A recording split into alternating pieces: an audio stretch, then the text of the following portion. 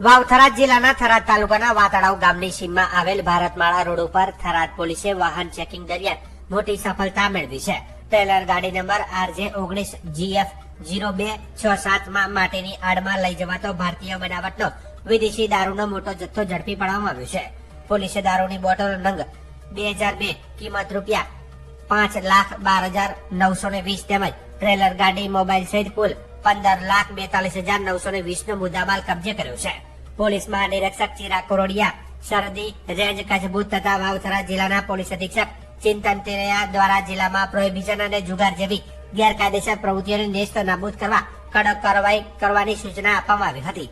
આ સૂચનાઓના અનુસંધાને વિભાગીય પોલીસ અધિક્ષક SM વારોતરિયા, થરાદ વિભાગ અને થરાદ પોલીસ સ્ટેશનના પોલીસ ઇન્સ્પેક્ટર AT પટેલના માર્ગદર્શન હેઠળ થરાદ પોલીસ સ્ટાફ દ્વારા કાર્યવાહી હાથ ધરવામાં આવી હતી.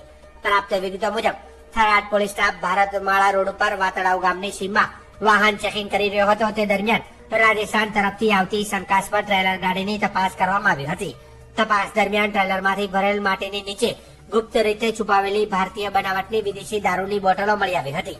પોલીસે તરત જ ટ્રેલર ચાલકને કાબૂમાં લઈ દારૂનો જથ્થો જપ્ત કર્યો હતો.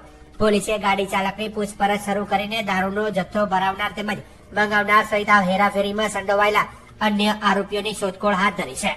આ મામલે થરાદ પોલીસ સ્ટેશન ખાતે ધી પ્રોહિબિશન એક્ટ મુજબ કાયદેસરની કાર્યવાહી નોંધાઈ છે. પકડાયેલ આરોપી તરીકે રામચંદ્ર પુત્ર દલ્લારામ, જાતે વૈષ્ણવ, સાધુ, ઉંમર વર્ષ 31, ડ્રાઇવિંગ, રહેવાસી લાખોણી, ગોદાણી કી ધાણી, નીમકોટ, તાલુકો સિંધરી, જિલ્લો બાડમેર, રાજસ્થાનની ધરપકડ કરવામાં આવી છે. થરાદ પોલીસની આ કાર્યવાહીથી દારૂની હેરાફેરી કરતા તત્વોમાં ફફડાટ ફેલાવશે. પોલીસે આગામી સમયમાં પણ સરહદી વિસ્તારમાં કડક ચેકિંગ ચાલુ રાખી ગેરકાયદેસર પ્રવૃત્તિઓ સામે કાર્યવાહી કરવાનું જણાવ્યું છે.